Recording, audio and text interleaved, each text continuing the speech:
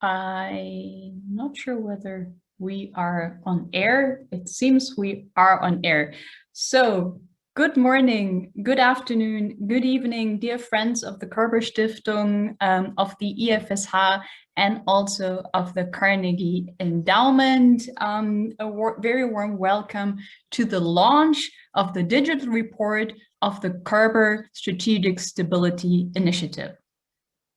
The title is Changing Our Collective Fate, the Future of Great Power Competition and Strategic Stability. Now, you may say that the Körber-Stiftung has a bit of a penchant for dramatic titles, but I think that in the case of our issue today, there is really no way of exaggerating the importance of the issue. Even the term strategic stability, which had gone out of fashion for quite some time, has made an astounding comeback. So what is this Körber Strategic Stability Initiative all about now? Along with our friends and colleagues at the IFSH, we felt that we need to do something. We need to do something at a time of a deepening great power competition and of a crumbling of the existing arms control architecture. And that is what we did. And we brought together beautiful, bright minds from the US, from China, from Europe, and from Russia. And we tasked them to come up with new ideas for peaceful cooperation, and also to think about, or maybe I should say to rethink, the concept of strategic stability and the future of arms control. Now, when I say this, I'm reminded of Richard von Weizsäcker. Richard von Weizsäcker, our former German president and also the longtime chairman of our Burgardov Roundtable. And he once said, disarmament is important, but history teaches us that most often it is not disarmament that leads to peace, but peaceful cooperation. Peaceful cooperation that leads to less mistrust, less fear, and eventually disarmament. Well, I think he was right. And this is also very much the spirit of cooperation in which we conducted this program. Yes, the recent Biden-Putin summit has brought strategic stability back on the agenda, but I'm convinced that this is not only a US-Russian file, but that we also need to bring China into this conversation. And therefore, our quadrilateral group of experts, if you will, has developed 19, not more and not less, 19 policy recommendations in a series of virtual meetings over the past year and a half. And at the core of all those meetings was one fundamental question, namely how to prevent great power competition from escalating into open military conflict. Now, we transformed the recommendations and the findings of this process into an innovative and interactive website that I'm very enthusiastic about. And if you want to know what strategic stability is, why it is important, and how it can be strengthened, then this is your place to be and your place to go, www.strategicstability.org. And I hope you find it as interesting and as exciting as I do. Now, we're thrilled to launch the findings of this process today in cooperation with the Carnegie Endowment for International Peace. And what we have in store for you is, first of all, Uli Kühn from the IFSH. He will give you a brief overview of the report, the digital report, and some selected policy recommendations. And then afterwards, under the wise chairmanship, or I should say chairwomanship of Liana Fix, we will discuss the policy recommendations with our panelist, whom Liana will introduce a little later. And be sure there will be enough time for you to engage, to ask questions, and to make comments as well.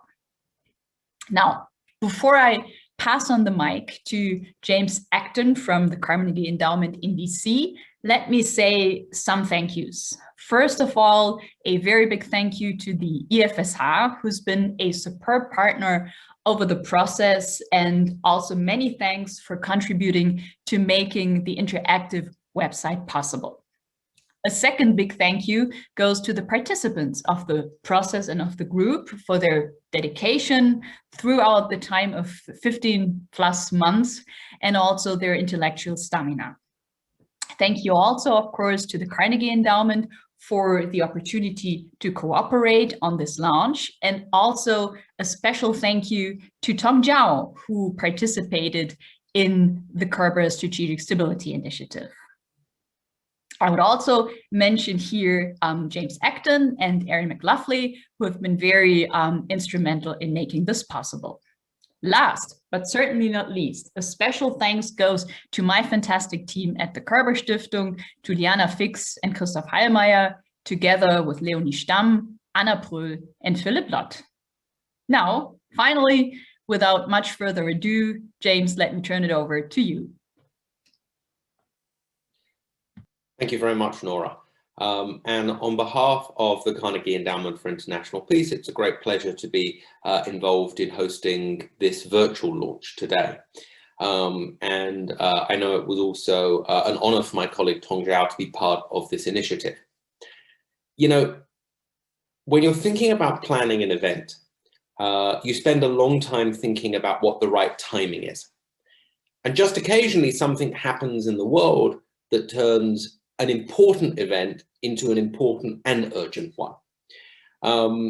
And yesterday we heard the news that China appears to be building in excess of 100 new silos for its ICBMs. I think this is part of a global nascent nuclear arms race. And I think you should be able to agree with that, irrespective of how you view China's silo building. You can think, as I largely do, that it's essentially a defensive reaction to a perceived first strike threat from the United States. Or you can think it's an offensive thing that requires a reaction by the United States. But either way, I think that whichever interpretation you go down, it shows the interactivity, the dynamism, the way that weapons programs in one state are often a consequence or require a response by a second state. Now, having said there's a nascent global nuclear arms race, which I think there is, there's also some more positive signs on the horizon. In spite of all the challenges facing the arms control regime, we've seen the presidents of the United States and Russia agreed to hold a strategic stability dialogue. When it comes to China, I think the new US administration's position is more reasonable in terms of what it wants from China in terms of engagement and cooperation, though we'll have to see whether or not China's willing to engage. But against this background, I think the report that's being launched today, part of the Körber Strategic Stability Institute, which was organized by Körber-Stiftung and the Institute for Peace Research and Security Policy at the University of Hamburg, is a really both important and timely piece of work. Nora's already told you a lot about it. You know, I would just say, as somebody who spends a lot of time management, like, the scale of this task was extremely impressive. 1.5 years, experts from the United States, China, Russia, and Germany, 8 sessions under conditions of COVID, and to get such a diverse group of that, to agree to 19 recommendations was really kind of a remarkable achievement. I think I'll just close by encouraging everyone to check out their new interactive website, www.strategicstability.org, which I had a look at this morning for the first time and was absolutely excellent. And now let me hand over to the director of the Institute for Peace Research at the University of Hamburg, and more importantly, my former colleague at Carnegie and friend, Ulrich Kuhn. Thank you so much, James, for your kind welcoming remarks. And of course, thanks to Nora, our dear project partner at the Körber Foundation. My name is Ulrich Kuhn, and it's my pleasure to welcome you all on behalf of IFSH Hamburg. Now, this project, even in times of Corona, has been a lot of fun. Particularly, it was great discussing strategic stability not only between the usual Western scholars, but also with experts from Russia and China. And in that regard, let me just recall what Nora and James already said. I particularly would like to thank Tong Zhao for his excellent input and help in organizing this launch event today. Now, as you all know already, the idea of the project was to have an interactive website which explains what strategic stability is, what the history of strategic stability is, and finally, what can be done to strengthen strategic stability. Now, the web page itself contains 19 policy recommendations that have been developed jointly by our working group of Chinese, European, Russian, and US experts. And the big question they all engaged in was, how can we prevent great power competition from escalating into open conflict? How can we do that jointly together? Now, the website offers you an introduction first into what has become known as the paradigm of great power competition between the United States, China, and Russia.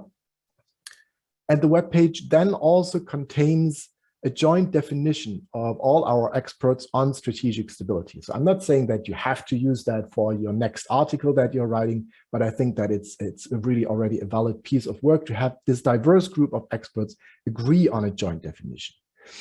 And then it offers key regional perspectives on threats to and preconditions for strategic stability, meaning how do the Russians perceive that? What do the Chinese think of strategic stability? What are they worried about when it comes to the US and vice versa? Now, browsing the webpage, you will also find a timeline of key events, which demonstrates over the years to what extent strategic stability has actually been undermined in recent years. And of course, most importantly, in the end, the webpage contains our 19 policy recommendations. Now, those recommendations are then in the end subdivided into 3 groups. We group them into principles, low-hanging fruit, and more ambitious goals. And of course, you can all download the recommendations in English as well as in the German language. Now let's have a quick look at 5 specific policy recommendations. I'm not going to walk you through all 19 recommendations, but let's just focus on 5, which are of particular importance for our discussion later on.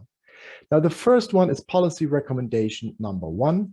And here our experts underscored that it is a precondition for strategic stability that great powers are willing to manage competition. Now, that might sound a bit obvious, but in fact, if you look at what that could mean in practice, you will notice that, for instance, a willingness to engage in compromise, refraining from the pursuit of strategic invulnerability, avoiding demands for unilateral concessions, and successful arms control policies are all not a given.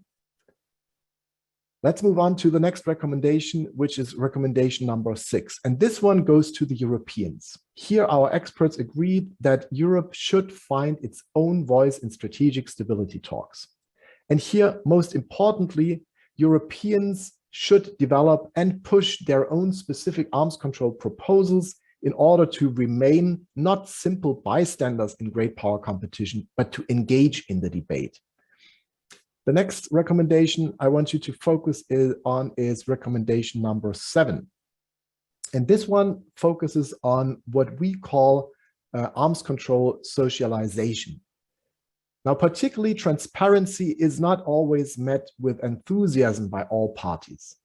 Now, as an interim measure, we suggest that the United States and Russia could engage in preparatory steps such as sharing and familiarizing third parties, meaning China, with basic arms control concepts, with procedures, with practices, and relevant expertise.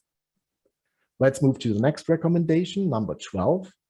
This one is all about considering mixing systems as a model for trilateral arms control. Now, what could that mean? For example, the US, Russia, and China could aim to set a common limit for INF range and strategic systems for all 3 parties. Such an approach would be called mix and match, could help address both the asymmetry in strategic weapons between the United States and Russia vis-à-vis China, as well as address China's large arsenal of INF range missiles. And with that, let's go to the last recommendation. That's recommendation number 19. And this is all about establishing norms for cyber competition in the nuclear domain. Here, priority should be given to mitigating the risks posed by cyber threats in the nuclear domain. And as an example for possible action, our experts came up with a code of conduct not to conduct cyber attacks against each other's nuclear early warning, command, control, and communications systems. Now, last but not least, of course, we're happy to see that our recommendation to restate the Reagan-Gorbachev statement that a nuclear war cannot be won and therefore should never be fought has already been reinforced at the Geneva summit between Presidents Biden and Putin. And James already referred to that positive fact. Now, before I hand over to our moderator of today's session, let me thank particularly my IFSH colleague, Betty Sue, who is steering us through this meeting today and who has contributed a lot of effort and knowledge to the creation of this website. So big thank you to you, Betty. And now, without any further ado, I know that you're all waiting for the participants to engage in a debate about strategic stability. Liana, over to you. Thanks for moderating this panel discussion, and I'm looking forward to it. Thank you very much, Ulrich. Warm welcome also from my side. My name is Liana Fix. I'm the program director at Körber Foundation, and I had the pleasure to lead the project together with the IFSH in the last year and a half. The website and the policy recommendation do offer a lot of food for thought, so take your time to have a look at it and to scroll through it. And I'm looking forward to discuss these recommendations further in our panel discussion on the future of great power competition and strategic stability with great panelists. So a very warm welcome goes to Ambassador Richard Burt, who is with us today and is not only the US chair, but also the president of Global Zero.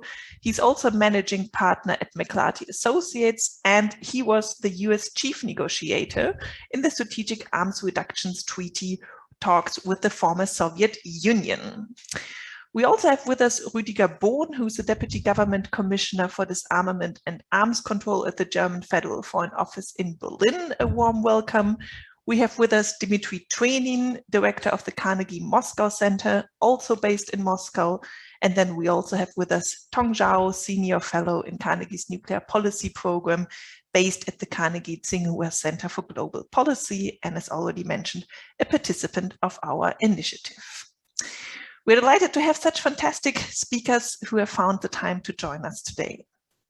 Let me also say that we remain committed to equal representation of women in arms control and security policy, even though we were unfortunately not able to meet this goal in the preparation of this event. So without further ado, let's get started. I will kick off the discussion with some questions to our panelists before we bring in your questions and comments from the audience. So if you want to contribute to the discussion, you can use the raise hand button, the virtual hand, or you can use the Q&A function, and please feel free to already start questions now if you have them. So we will first turn to US-Russian talks before we then turn it over to China, given the news from yesterday. And my first question goes to Ambassador Richard Burt. Ambassador, we saw at the Biden-Putin summit that the spirit of Geneva seemed to have been revived with the Reagan-Gorbachev statement reaffirmed, but obviously Putin is not Gorbachev. So from your experience, what would be your advice to the US delegation how to make these upcoming talks and potential negotiations successful? And what would success look like?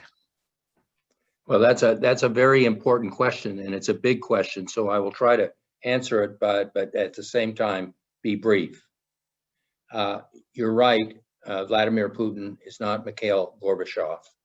But I do think that Vladimir Putin understands strategic nuclear issues and arms control. In the very few brief exchanges that I've had with him at various encounters, he has dwelled on issues like the problems that flowed from the unilateral abrogation of the ABM Treaty and the requirements that then created for the Russian side to build up its offensive forces. And more recently, his development of a new range of more modern, exotic nuclear weapons demonstrates Russia's continuing concerns, I think, about US strategic defenses. The big problem facing both, in my view, both the American and Russian side, as they think about the future of arms control into the 21st century, is the fact that modern technology is breaking down all of the familiar categories that made arms control possible in the past. When you talk about a strategic weapon, it's not clear whether you're in the current era, whether you're only talking about nuclear weapons or perhaps conventional weapons. When you're talking about the nuclear balance, it doesn't any longer, as James Acton's comments underscored, it isn't just a US-Russian balance. It increasingly will involve the Chinese. And by the way, I'll just note for as a footnote, the United Kingdom has recently made a decision to increase its number of strategic nuclear submarine-based systems. So the nuclear balance is becoming gone beyond bipolar. It's going multipolar, and this being able to distinguish between intercontinental range and regional and sub-regional systems is much more complicated. That tells me that what the Russians and the United States needs to do in the strategic stability dialogue going forward is begin to try to simplify the issue and begin to try to take some steps that will lead to embracing a larger number of weapons and potentially a larger number of participants. One important step will, in my view, will be need to move beyond simply warheads that are deployed and can be delivered over intercontinental range. We have to move to so-called sub-strategic nuclear weapons. Those are weapons, of course, that threaten our allies in Europe. They are warheads that are deployed by the Chinese, as was pointed out earlier, on INF range systems. That will require new approaches to counting weapons. It will also require much more elaborate verification systems. I believe that given the political emphasis that the Russian side places on being able to sit at the top table with the United States, that the Russians will be prepared to take these issues seriously, as long as the United States is viewed as also being serious in this effort. But I'll finish my comment by saying that with even the most constructive approach, we have to worry increasingly, it seems to me, in an era of great power competition about crisis management. And if I could point out maybe two examples from the Cold War, Berlin and Cuba, the equivalents, if you will, of those today are Taiwan, as involves the United States and China, and you just this week see a U.S.-Japanese naval exercise in response to the use of Chinese air power to intimidate the Taiwanese. And the other counterpart might be Crimea, where again you saw the Russians buzzing a UK naval destroyer. Again, crisis management could possibly lead to unintended escalation in a multipolar context where great powers are perhaps more nationalistic and populistic and want to flex their muscles.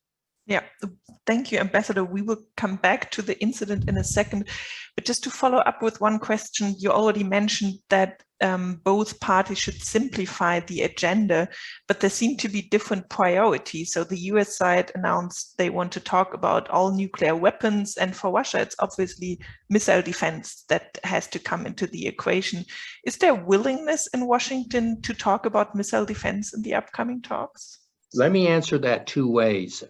Let me, first of all, and it's probably unfair to her because she's not part of this conversation, but I have talked about this issue with my friend and former colleague, Rose Gottemuller, who, as you know, negotiated for the US the New START Treaty. She, at least, has made the argument that as the Russian side has deployed these new, more exotic systems, that that have this ability to stay aloft for 24 hours or to target underwater sort of nuclear armed long range torpedoes, that the Russian side is more comfortable about its ability to cope with U.S. strategic defenses than has been the case in the past. I don't know if that's true or not, but it's certainly something that should be tested. But the second point I would make here is, the United States, despite all the concern that has existed for so long in Russian circles about U.S. strategic defense capabilities, those capabilities are still basically the size for dealing with small-scale nuclear attacks from countries like North Korea or potentially, say, Iran.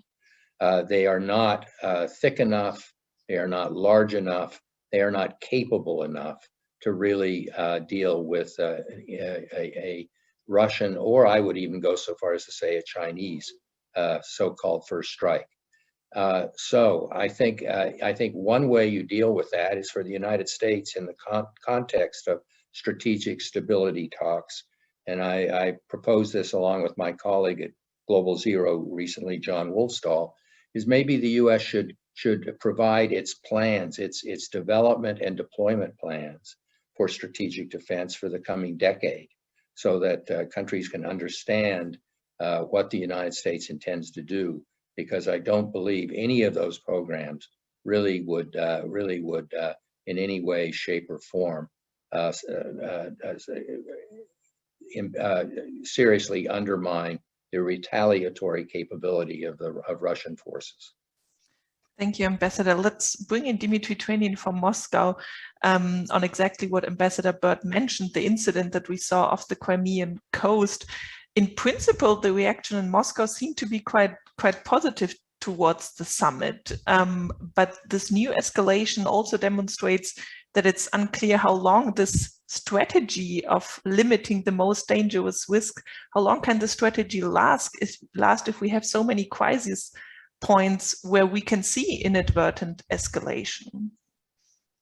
Well, Liana, first of all, thank you for this invitation and congratulations on the report. It's a great contribution to international thinking about making the world a bit safer place. With regard to this incident, I think one purpose of the meeting in Geneva was to lay out the red lines that each party sees for itself. You don't have to accept those red lines, but you have to acknowledge them. What we saw off Crimea was testing those red lines by a British Navy ship. And I think the Russian response was fairly predictable. Actually, on the Russian side, the questions were raised, how come after the meeting in Geneva, you have a provocation of that kind that potentially could lead to a military collision with not so well understood consequences, unpredictable in my view.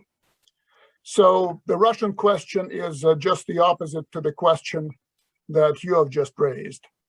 I think that in this case, deterrence was upheld at this level by the Russians, namely that red lines are what red lines are supposed to be. People may disagree about the legal status of Crimea, but one has to either accept the realities on the ground or be prepared to fight for one's own view of the realities or what the realities should be. And I think we are in this pretty inhospitable world, and we need to adapt to navigating, hopefully safely, in this pretty harsh environment. Thank you, Dmitri. This is obviously also a task where NATO should come in at some point, and there have been recent efforts also by the Secretary General to increase NATO's efforts in arms control. Are these efforts at all being taken seriously in Moscow, or what is the reaction to these efforts? Well, I'm not quite sure what the situation actually is. What I hear from the Russian side that basically what they would want is to have more military-to-military contacts with NATO so that incidents could be prevented, that if they happen, they could be managed in a crisis mode, and certainly not be allowed to escalate and lead to a conflict. And I think that's where we are. I would very much welcome a reestablishment of NATO-Russia regular contact at the military level, because that's the only level where you can hope to have productive contacts. I'm not talking dialogue, because dialogue is more about political issues, and I don't think we're there yet. But certainly we need to increase the mutual predictability of the two entities' activities on each other's borders. There are concerns in Russia with regard to this sea breeze exercise that NATO is now holding in the Black Sea. I'm sure there will be concerns with regard to Russia's coming exercises Zapad in Belarus, together with the Belarusian forces. And I think that those concerns need to be properly managed. I'm not sure that but we can actually set the goal of putting them to rest. I don't think we're there yet, but certainly minimizing the concerns of the other side and making sure that there's no miscalculation, misperception of the other side's military activity. That would be a valid goal. But let me say that if there's going to be another test of the kind that HMS Defender has carried out close to Sevastopol, there would probably be a military engagement. Thank you, Dmitri, for this assessment. Let us bring in Rüdiger Bohn for a perspective from Europe and Germany. Germany and France tried to follow up to some extent on the Putin-Biden meeting with an EU-Russia summit, which was pushed by Merkel and Macron, which was rejected. And one of our recommendations says that Europe should find its own voice in strategic stability talks. How do you think can this be achieved if we have such divergent threat perceptions among Europeans? And what could be, from your perspective, concrete proposals that Europeans can actually contribute to prevent such escalations as described by Dmitri Trenin? Yeah, thank you. Thank you for inviting me. And I would like to start with some more general remarks. The terms great power, competition, and strategic stability are currently used in a somewhat inflationary manner. Great power competition suggests that there are primarily three great powers, the US, Russia, China, that compete with each other simply because there are great powers. And this assessment would perfectly fit with what some scholars call the realistic school of, or realist school of thought.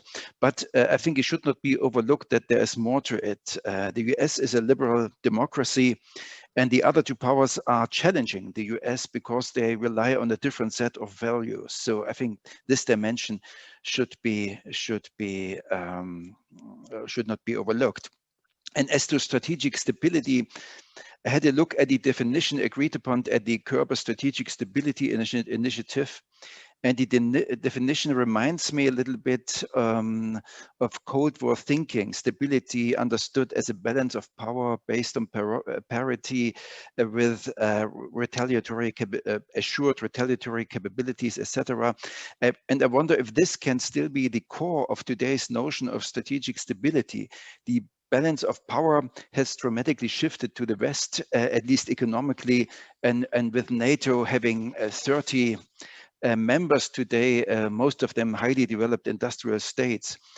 Moreover, I'm afraid that this traditional understanding of strategic stability will perpetuate the dichotomy between the US and Russia. And I even feel that Russia might like to be, or might be interested in preserving this approach, which keeps Russia in the same league together with the US, although there's only one area where Russia can compete with the US, and this is the field of nuclear weapons. In short, I think that nuclear weapons, at least for Russia, have become a matter of status and prestige. And of course, if nukes are a matter of prestige and status and not merely of security, it will be difficult to solve the problem by means of deterrence and arms control. So does that mean that we don't need arms control anymore? Of course not. As long as there are nuclear weapons, it remains reasonable and important to have limits for nuclear arsenals and verification tools like the New START Treaty. Our security environment is, of course, more complex than the one of the Cold War and includes more and more domains. I think we need fresh ideas for arms control and CSBMs, in particular for risk reduction, ideas that go beyond counting tanks and aircraft, ideas that include rules for responsible behavior, which help to avoid the escalation of conflicts. So as to your question, we in Germany, of course, welcome the extension of the New START Treaty. We welcome the recent US-Russia summit and the prospect for strategic stability talks, and we welcome the reconfirmation of the Reagan-Gorbachev principle. By the way, all three measures are perfectly in line with the proposals of the so-called Stockholm Initiative, which is I think you have heard of it, it's a ministerial initiative of 16 member states that is aimed at in strengthening the NPT, the Non-Proliferation Treaty, and the NPT process. And the Stockholm Initiative also made 22 policy recommendations. 3 of the recommendations were exactly the measures that I just mentioned. So what can Germany do? What can Europe do to advance strategic stability, especially in the nuclear field? I think the most important thing is that we make clear what our priority are and that we discuss our priorities with our American partners in order to make our interests heard in the strategic talks that might be ahead of us. What are these priorities? For Germany, I see 3 fields. One field is we think that further reduction in strategic nuclear arsenals would make sense. Already back in 2013, then President Obama proposed an additional 1/3 reduction of strategic weapons in the framework of New START. I think this could be further explored. Secondly, I think we should broaden the scope, meaning we need to capture all Russian nuclear systems, and for Germany and Europe, of course, the Russian systems are the more immediate threat compared to China. And these systems include, of course, highly destabilizing so-called doomsday systems such as the Poseidon torpedo or the Buravestnik missile. And of course, as Europeans, we are particularly concerned about the massive qualitative and quantitative disparity in the field of non-strategic nuclear arsenals and dual-capable missiles, as it was just mentioned by Ambassador Burt. Of course, a disparity that is in favor of Russia and that poses a threat to European security. The problem is that in the field of non-strategic or sub-strategic nuclear weapons, there is not much that the US or the West can offer because the Russian superiority is really overwhelming. And maybe here the mix and match approach proposed by the Körber initiative and just mentioned by Ulrich Kühn can be a solution not only for trilateral arms control regimes, but also for the bilateral arms control relationship between the US and Russia. And thirdly, I think we should adapt to new technologies and security domains like artificial intelligence and weapon systems, hypersonic missiles, lethal autonomous weapon systems, space security, the cyberspace. This goes, of course, beyond the nuclear realm. But we see that these new emerging technologies or disruptive technologies and their military use are about to fundamentally change the nature of warfare, which impacts on deterrence and defense. There's a new complexity and ambiguity coming along with a high risk of miscalculation and unwanted escalation. I think that's an important point that we will come back a little bit later to new technologies, if that is okay for the moment, because I think you already mentioned the point of reductions. I think that's an important point that we will have to discuss later, to what extent this really is a priority, reductions. But I would also like to bring in Tong Zhao to have a Chinese perspective also on what James Acton mentioned at the beginning of our discussion, a potential nuclear arms race emerging. So today is not only the 100-year anniversary of the Communist Party, but the news yesterday that China is building more than 100 missile silos is widely discussed. So perhaps you, Tong, can give us a little bit of an insight what this means for China's status and perception as a nuclear power, and what it also means for efforts to bring China into arms control. Are these over now? Is it too late? Or what does the news from yesterday mean? Thank you, Liana. It has been a great honor and pleasure to be part of this COBA Strategic Stability Initiative. I think people agree that China is making increasing efforts to modernize its nuclear forces. It has openly talked about the pursuit of a nuclear triad capability, something it has previously criticized the two major nuclear powers for doing. And this new news of China potentially building more than 100 silos for ICBMs is also interesting because it started a process in which China is now building up massively nuclear missile silos in the plain sight, which is different from its traditional practice of hiding its strategic nuclear missiles in mountainous areas and in underground facilities. So, I think it is accurate to say that with this trend, China is likely to, we are likely to see China conducting nuclear modernization at a faster speed than it has done over the past few decades. And I certainly worry that the US might react to this perceived Chinese expansionist nuclear policy, and we will end up in a negative action-reaction cycle.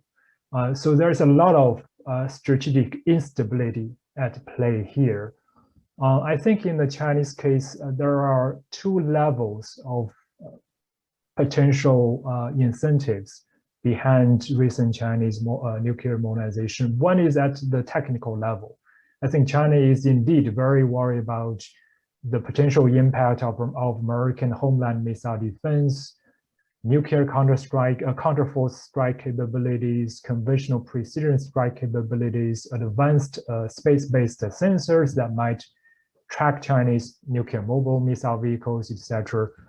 And I'm glad that the Körber Strategic Initiative project participants have really examined these issues in depth in many online sessions. And also, I think there is another level of concern that is driving Chinese nuclear modernization, which is the geopolitical level.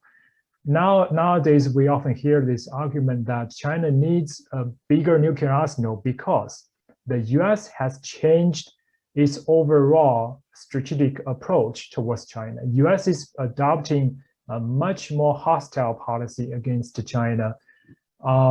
This perception has less to do with American nuclear policy, but a lot to do with American policies on non-nuclear issues, including Xinjiang, Hong Kong, human rights, Taiwan, etc. But because of this threat perception that US is becoming now a strategic hostile rival for China, China needs a bigger arsenal simply to contain this perceived strategic hostility and to calm the United States, to deter the United States at the geopolitical level.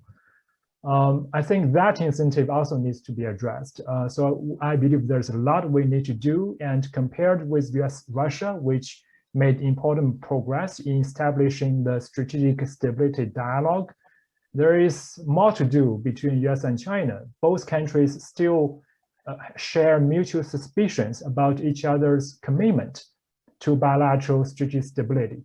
So I hope this project, this dialogue will open the process of us examining these very important issues in a much more substantive manner. Thank you.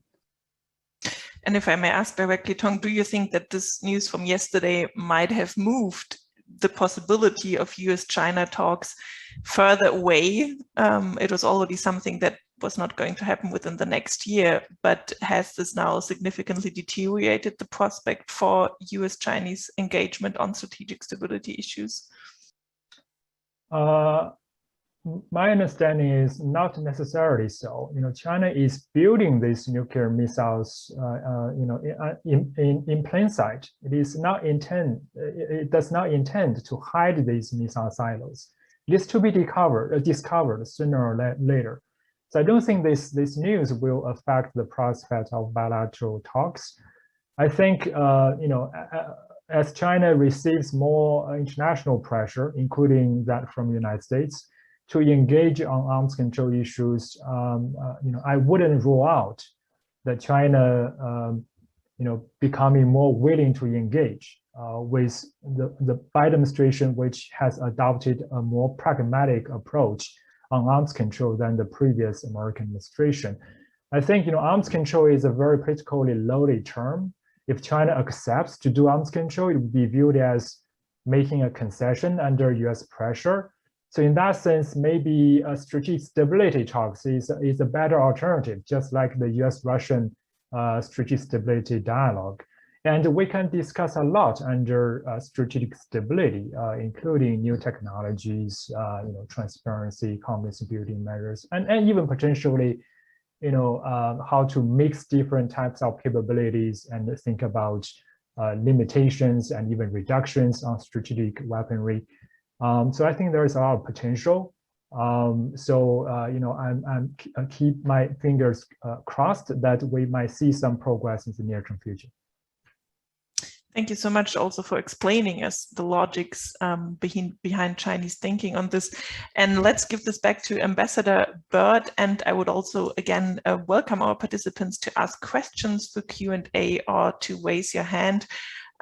Two questions to you, Ambassador Burt, one from the audience and one reacting to what Zhao has said.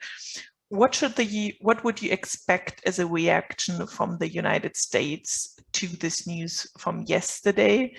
What would you recommend to Washington how to react to this? And then coming back to the summit, there was also a question from Amy Wolf in the Q&A, who asks why there is so much emphasis on reaffirming the Reagan-Gorbachev statement, given that the context was different at the time.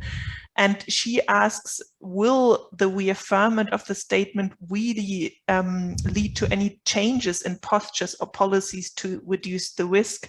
And if not, why has it been such a high priority in the analytical community? What would be your take on how important is the Reagan-Gorbachev statement actually? Well, those are two very good questions, and I will try to be brief. In terms of the likely U.S. reaction to the Chinese decision on building these ICBM silos for deployment, first of all, I regret it.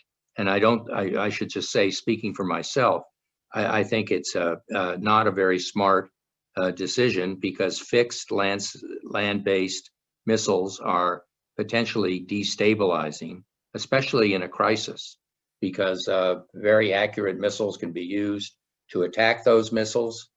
And so that leads to, in a crisis, a good deal of instability, where both sides are concerned that the other may go first. That's one reason why both the United States and in the Cold War, the Soviet Union deployed sea-based missile systems. It's why Russia today deploys land mobile systems, so as to avoid those first strike instabilities. Now, as you may be aware, in the United States right now, there is a debate on whether the United States needs to replace its small number of fixed site ICBM missiles with a new missile. And I think that would be also a mistake. But I'm afraid, particularly knowing the US Congress, that they will see the Chinese having taken this decision and use this principally as an argument for procuring a new land-based missile system. And so it'll just make the emerging strategic balance between the United States and China that much more precarious. So I regret the decision, and I'd really like to understand the strategic logic behind it, because it is a typical arms race, monkey see, monkey do kind of decision that will, in my view, turn out to be very counterproductive. The interesting thing about the second question about the Reagan-Gorbachev statement is that in many respects, I think that that statement was a reflection of a very different mood in the US-Soviet relationship in the late 1980s. And I don't know if Dmitri Trenin will agree with me, but in my view, and I was around then, that while both the United States and the Soviet Union had many more nuclear weapons then than they do today, the relationship, the political relationship between Reagan and Gorbachev, the political relationship between the United States and the Soviet Union, and between the Europeans and the Soviet Union was far better, was far more stable, was far more predictable than it is today. I think both sides at that point were kind of suffering, if I can use this phrase, with Cold War exhaustion. They had deployed thousands of more nuclear weapons than they needed. They spent billions of dollars on defense buildups. Both sides recognized that there were other needs that needed to be attended to. And there was, I think, a desire to find solutions to problems. I think the one thing that I can think is sort of a positive note about the recent Biden-Putin meeting is, while it wasn't full of the kind of, I would say, sense of hope that you had from those Reagan-Gorbachev meetings, at least there was, I think, an exchange of views, and perhaps the establishment of a framework that will lead to progress over time, and maybe to a new sense of hope, because it doesn't seem to exist now. So the reason I think going back and extracting that statement at least showed that there was political, on both sides, a desire to try to find the kind of confidence and even trust that existed at that time that needs to be now regenerated. Thank you. And Dmitri, would be interested in hearing what you think or whether you agree with Ambassador Burt, but I would also be interested in hearing your perspective on the news that China might be expanding its nuclear missile capabilities. We saw that in the aftermath of the Geneva meeting, there was this call between the Chinese and the Russian president extending the friendship treaty, not to first use nuclear weapons against each other. But this news must also be to some extent to concern Russia. Does it? And if yes, what measures does Russia take to address a growing Chinese nuclear arsenal? Well, thank you, Liana. I wish I could wholeheartedly embrace what Ambassador Burt has said about the glimmer of hope that's contained in the reaffirmation of a statement that was made by Reagan and Gorbachev. I agree, in a wholly different environment. Putin, in his post-summit press conference, talked about glimmers of hope. I think I would take a more conservative view of that. I think that the meeting in Geneva was essentially about managing confrontation that is going to be with us for quite some time. It's open-ended. And maybe finding a way to regulate it better. So management is more like crisis management, and regulation is more like having agreements, understandings between the two parties. I think we're very far from anything that one can call trust, and I would focus on predictability, on a level of confidence that the other side is not about to kill you, or is not about to provoke you, that would make you, that would put you in a position in which you would have to react militarily. I think we need to have a very sober look of where the US-Russian relationship is today. Frankly, I think that it's in a state that is more dangerous than the Cold War that we actually, well, people of my generation actually experienced. So from the Cuban Missile Crisis on, with the exception of 1983 maybe, a sense of a more or less stable adversarial relationship. The relationship today is anything but. It's adversarial, maybe more adversarial than the US-Soviet relationship was in the 60s and the 70s, but it's much less stable. So this whole business of stability is, the word stability is somehow foreign, at least to my view of where we are and what we should be focusing upon. I think we should very much focus on enhancing predictability by maintaining contact among the major powers at political, military, and security levels to avoid miscalculation and misperception. I think we need to avoid dangerous encounters of the kind that we have talked about just a couple of minutes ago that could lead to collision, acknowledging each other's red lines without accepting them necessarily. Maintaining emergency contacts between the relevant authorities to prevent and manage incidents when they happen, so that they do not escalate, and maybe engaging in reciprocal and sometimes unilateral restraint vis-a-vis each other. I think that the goal is less to come up with a military balance, strategic balance. It's meaningless today. I don't think that bean counting counting weapons makes as much sense as it did during the Cold War. I think it's more about predictability and more about managing a very precarious situation that exists between the United States and Russia. And having lived through the Cold War, I would say that the period we're going through is much less stable and much less predictable, and thus much less dangerous than, let's say, the 70s, the 80s, or much of the 60s. With regard to the Chinese decision, the Russian strategic community treats China as a superpower of the 21st century. China and the United States are in a class of their own globally. So Russia has no illusions about where it stands in the world.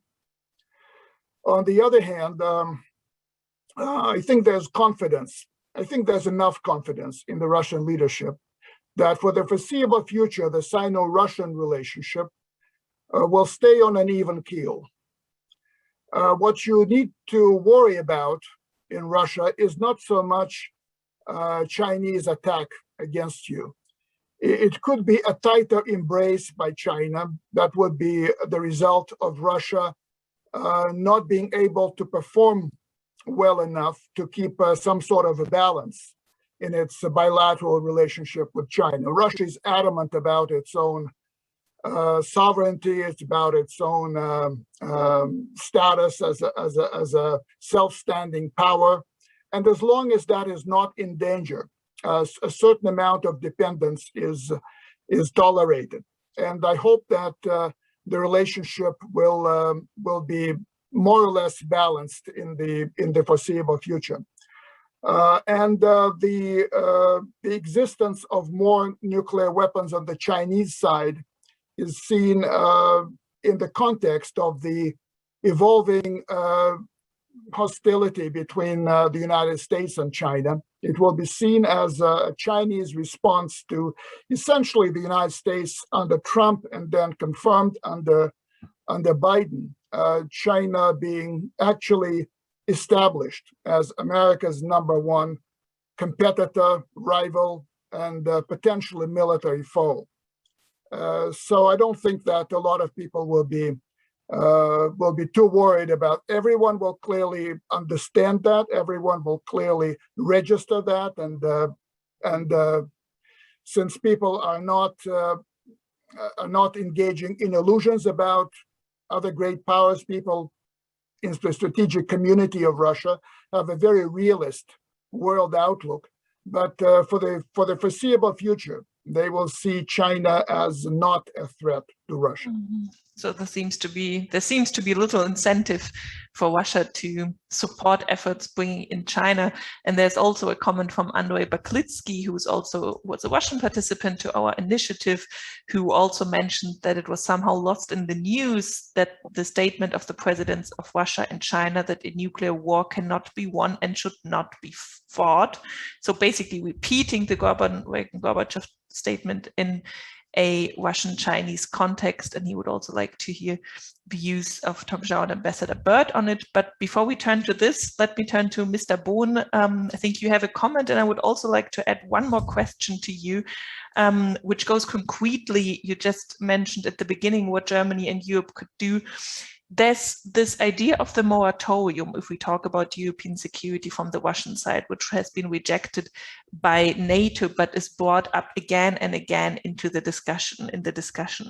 If this, from a European perspective, is not the way to go, what is the way to go? And I add one more question from the participants to you, Mr. Bohn.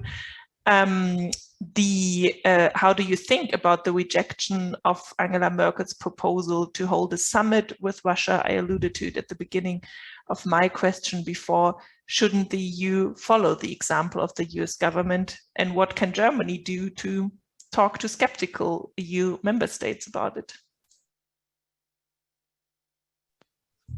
Yes, thank you. Very briefly, I'd like to add just one perspective on the reconfirmation of the Reagan-Gorbachev principle. I think I can agree with almost everything that has been said so far. In addition, I'd say for us, the reconfirmation of the Reagan-Gorbachev principle is also important because it says that any kind of nuclear war cannot be warning, should not be fought, meaning also it's a clear statement or refusal of also the notion of a limited nuclear war, which is of course important. So also a war fought only by non-strategic or sub-strategic nuclear weapons cannot be fought, and that is important that we say yes, there is a threshold. Once you cross this threshold by using a nuclear weapon, even if it's only a small nuclear weapon, it is a deadly threshold that leads to a disastrous nuclear confrontation. And secondly, during recent years, we noticed that a number of countries, including the US,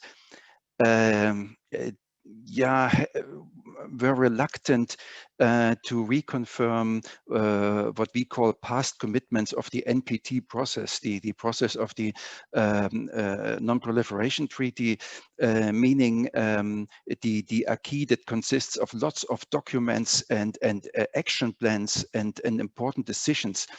And by reconfirming this Reagan-Gorbachev principle, we see that the US and Russia are moving again back towards the NPT past commitments, which is extremely important, although it's just a declaratory policy, but it's important for strengthening the NPT process and the upcoming review conference.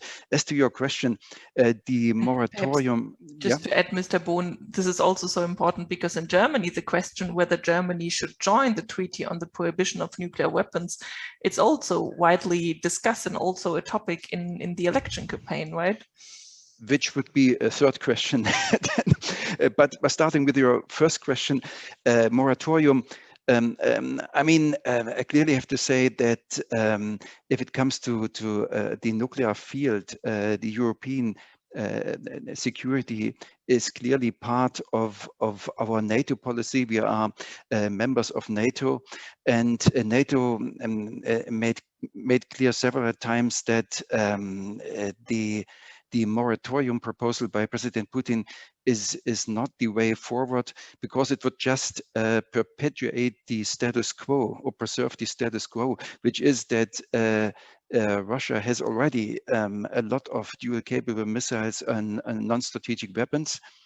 And there's almost nothing in this respect in Western Europe, meaning it would simply perpetuate a situation that is not very advantageous for Western Europe.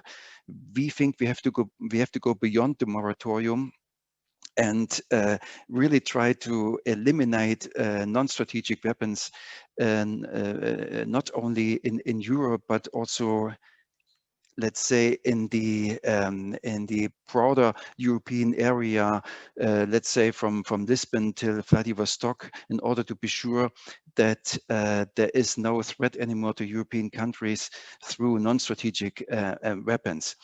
And secondly, the summit idea launched by Germany and France that was refused, or at least could not be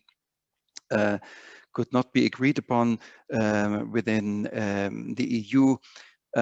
This is not directly referring, I think, to arms control and security. It was more the general approach to keep the dialogue with Russia going, to reopen a new channel, and to find a solution to the also tense relations between the EU and Russia. But of course, nuclear issues were not the focus of this proposal.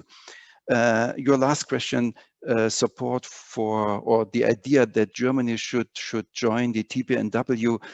Again, we think that for us, the NPT, the Non-Proliferation Treaty, is the framework for further arms control and disarmament in the nuclear sphere, meaning we see that we need a step-by-step approach, whereas the TPNW is simply delegitimizing any kind of nuclear deterrence, and that will not lead to the reduction of any nuclear weapons in the not too distant future. So we think the NPT, the Non-Proliferation Treaty, is the realistic framework. It's an almost universal framework to make disarmament steps, and not the TPNW. That is also not in keeping with our role as a NATO ally. But again, I think with regard to the future and also the NPT review conference that I already mentioned, it is important, I think, to see that we share the same goal with the TPNW, which is global zero. And we also try to build bridges and not to campaign against the TPNW, because this would be the end of the next review conference of the Non-Proliferation Treaty. But again, it's not a realistic way forward. And it's also a pity that the NPT, the TPNW supporters have not created a credible and proper verification regime that could then underpin their demand for global zero. Thank you. Thank you for clarifying Germany's position on this, and I think it will be interesting to observe how this develops also after the elections and with a new government in Berlin. But let me turn it over to Tong Zhao for one question. Perhaps you would like to address the question by our friend and colleague Andrei Baklitsky, why the Reagan-Gorbachev statement has been reaffirmed between Russia and China. And there's also one question to you, which also again brings up the possibility of a three-way strategic stability dialogue between the US, Russia, and China. And the concrete question is whether China would insist in the same way as Russia does on bringing the British and French into the discussion. Is this also a Chinese concern? Over to you, Tong. Well, thank you, Liana, for the question. I think for some time, the debate over whether P5 should reiterate the Reagan-Gorbachev statement was used as a political tool to exchange accusations against each other. There for some time, US appeared reluctant to reiterate this statement. So I think Russia and China view this as an opportunity to bolster their image as responsible nuclear powers. Unfortunately, I think given the fact that US, Russia, during their presidential summit, jointly reiterated this statement, and now Russia and China have done the same. This creates the impression in the Chinese policy community that among the three major powers, the US and China were not able to reiterate these statements between themselves. And this was because the US does not want to pursue strategic stability with China. US still thinks that maybe nuclear war can happen with China. So unfortunately, this has strengthened the Chinese suspicion that US is fundamentally not yet committed to the common goal of a stable nuclear relationship with China. So that's that.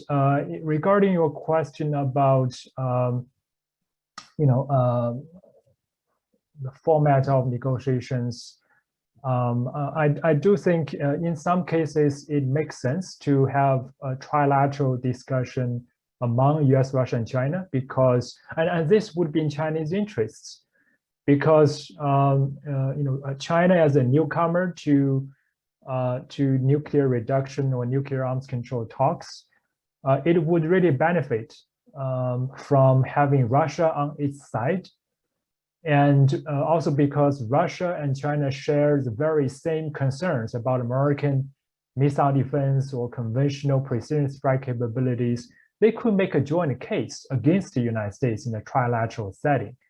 And all these factors would strengthen China's negotiating position and leverage. But I think on other issues, it would make sense to include UK and France, such as on the discussion about the impact of emerging new technologies. How can the nuclear powers regulate the negative implications of potential new technologies? Because all the nuclear powers face these challenges, face these risks. So it would make sense for a multilateral platform to have this discussion. There are some issues that may be more suitable for US-China bilateral discussion. For example, China insists that US should adopt a no first use. So maybe it makes sense for US and China to have a bilateral discussion on how they can think about a bilateral mutual no first use commitment and how to make that commitment credible to both parties. So I think the format should be made flexible depending on what specific issues are addressed. Thank you very much, Tong. There are actually a lot of questions coming in from the audience, so thanks so much for your active participation. I will probably not be able to address them all, but please feel free to type them into the Q&A. And there's one question specifically to you, Ambassador Burt, and I would also like to follow up with one question on the domestic debate in the United States. The first question to you, Ambassador, is from Sergei Utkin in Moscow. He asks that you spoke of the necessity to develop new verification techniques in case we include new types of weapons and arms control regimes, but that at the moment it looks like politicians in all nuclear capable states are barely comfortable with the existing verification mechanisms. And he also adds that it's impossible to verify whether a launched dual-use missile is nuclear equipped or not. So Sergei Utkin asks, is there indeed a realistic, politically feasible potential, unused potential in verification? And let me also follow up with one question to you, Ambassador. There's also a debate in the US about the so-called sole purpose that nuclear weapons can only be used in retaliation for nuclear attack or to deter nuclear attack. Biden has brought this up in his election campaign. How likely do you consider a shift in US doctrine towards this direction in the forthcoming nuclear posture review?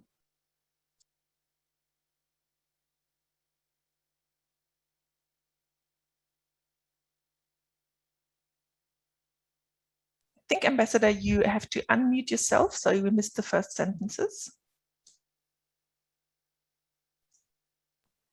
I'm sorry for that. Thanks. So those are two good questions. You know, I'm not too sure I share the premise, though, of the first question, which is that there's a great deal of political resistance against enhanced verification in various countries possessing nuclear weapons. Actually, I think historically, verification is one of the great success stories of strategic arms control. You go back to what the environment was like in the 1960s, and just as the strategic arms talks got underway in the late 1960s, the likelihood of the kind of verification regime that you see, for example, with New START, would have been seen as impossible. The ability to actually go in, visit missile fields, actually count numbers of nuclear warheads deployed, that is remarkable progress in what I would argue is a relatively short period of time.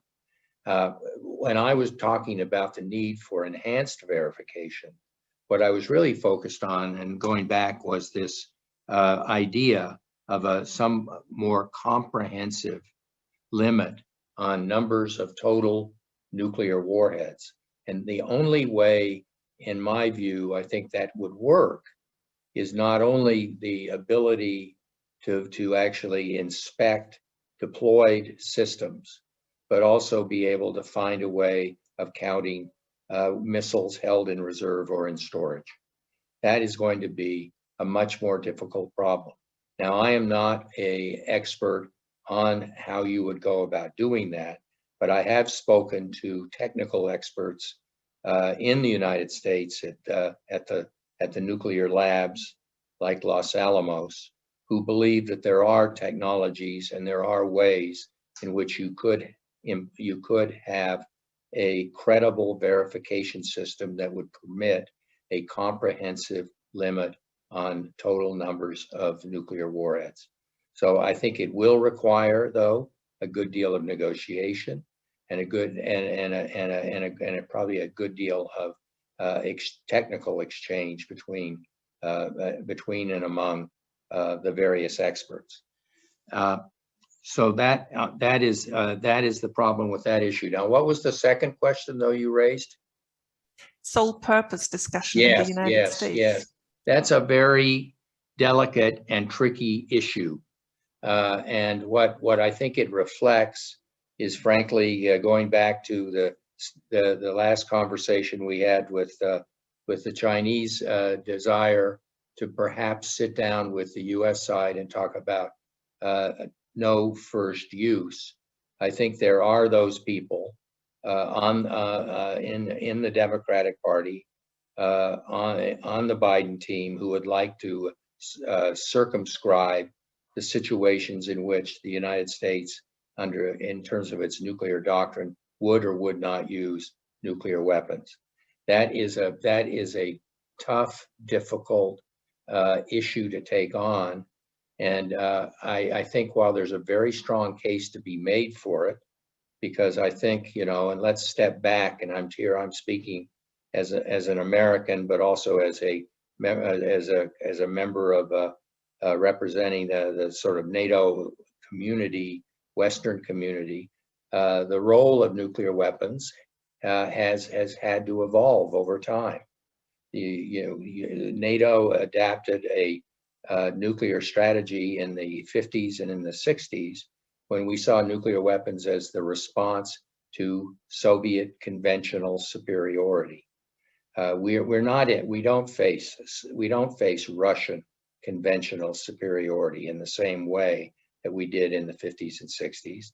And that maybe suggests that we can safely place less reliance on the first use of nuclear weapons. However, I think at this point, for a new administration that is very ambitious and wants to accomplish things, both domestically and internationally, including with both Russia and China, I don't think that the Biden administration is likely, and under current circumstances, to try or make the effort to change existing nuclear doctrine. Thank you, Ambassador, for this insight on this question. I would like to give one more question to you, Dmitri. At the Deputy Foreign Minister Rybkov at the Carnegie's International Nuclear Conference has mentioned that Russia might be open to packages of measures which can include potentially different status of agreements. And there's also a question from the chat, which comes from, from Tim Tees, who asks, which types of weapon systems are suitable for formal arms control agreements, and what sort of capabilities can be better dealt through more informal measures? Is this the way to go, that we will have in the future a mixture of packages, informal, formal, which Sergei Rybkov also alluded to? Well, Liana, I think that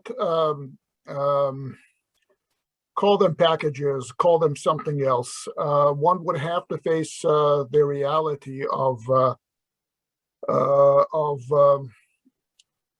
some systems that are non-nuclear having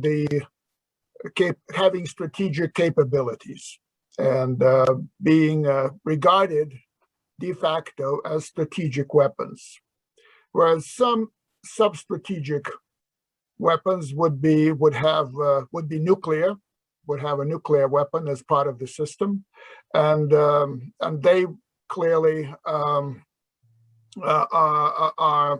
in the top category of concerns of the other side.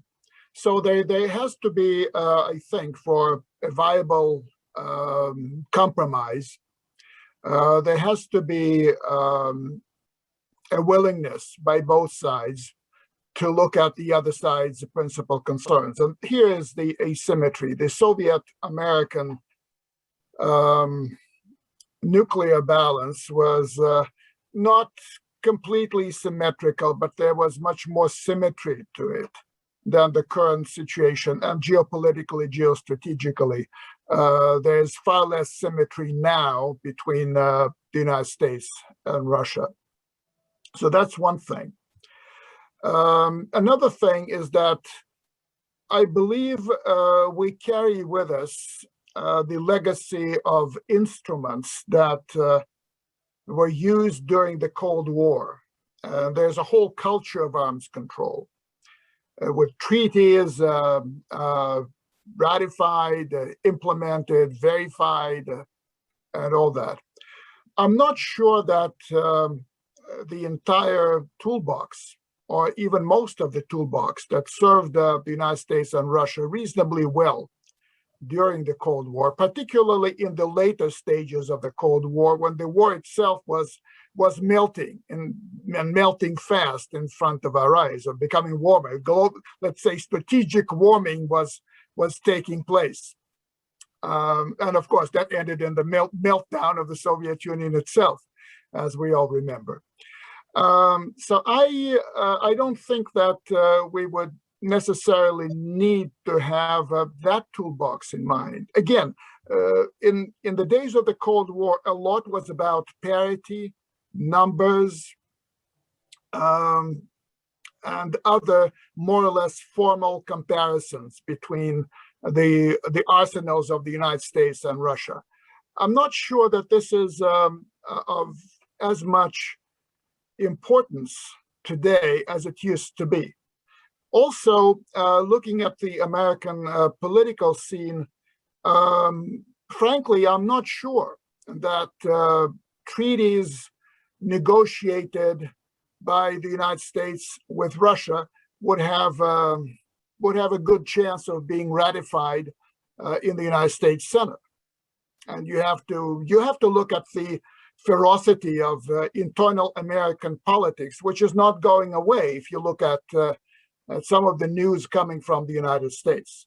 So you have to factor that in. So maybe we will have to come up with a very different structure of strategic arrangements. Again, the word stability I don't think belongs here really, but strategic arrangements that would prevent the United States and Russia in this situation from actually, going to war. That's the issue.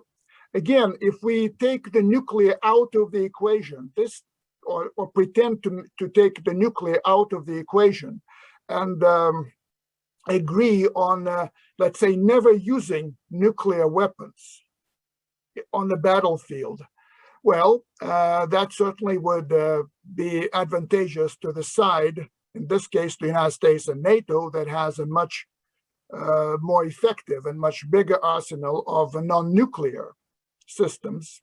And frankly, in major power military engagements, I would doubt that any side would concede defeat on more than a local scale to its opponent without using nuclear weapons.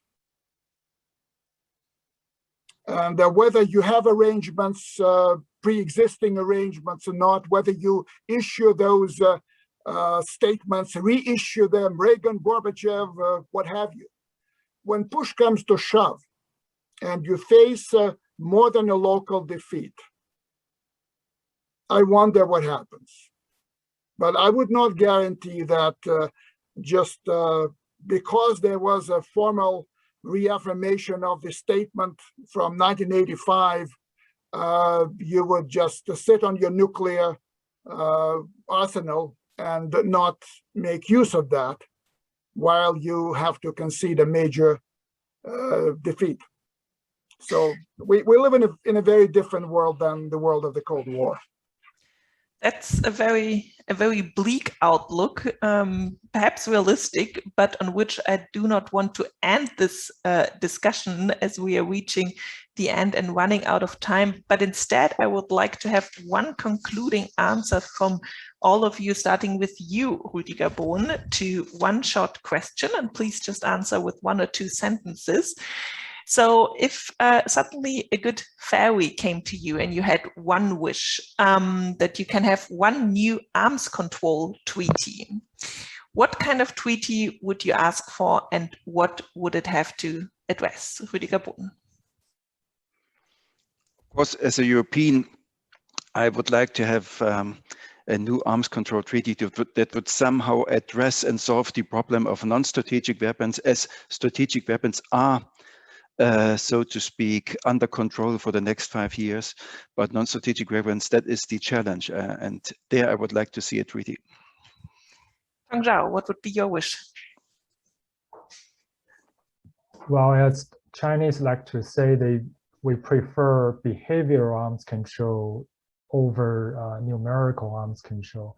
Personally, I would think it would be great to have an agreement that all state parties commit to not to use military means to resolve their territorial disputes in the Asia-Pacific region. I think that's the major driving force behind the recent emerging arms race.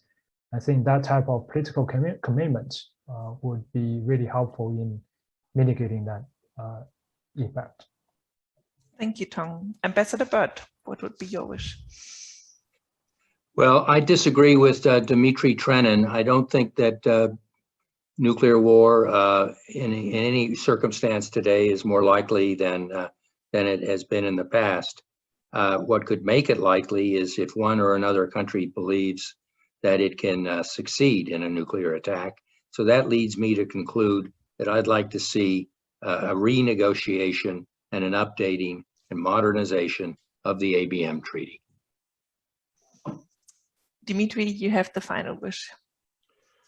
Well, you called my assessment bleak, but it was much bleaker a few months ago. But some of my wishes did come true.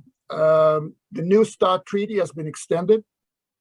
Dialogue on strategic stability has been launched, at least formally authorized.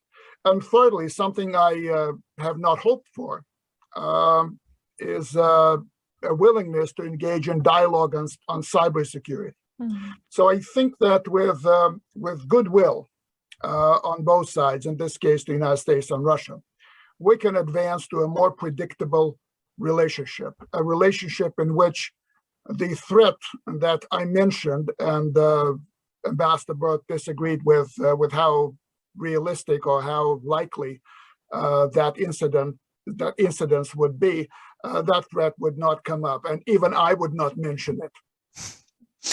Thank you so much. We've reached the end of our discussion. We didn't even have the chance to dig deeper into cyber issues, but I hope we can continue this conversation. It was fascinating to have you all with us and to conduct this discussion. Thank you for joining us today. Thank you to all our participants for joining us. Thank you to everyone who was involved in this project and also in this event. And please do take a look at the website, www.strategicstability.org. We are looking forward to your feedback. And with this, I wish you a wonderful evening, afternoon, or morning, wherever you are. Stay tuned, stay healthy, and thank you again, everyone. Goodbye. Thank you. Thank you. Thank you all.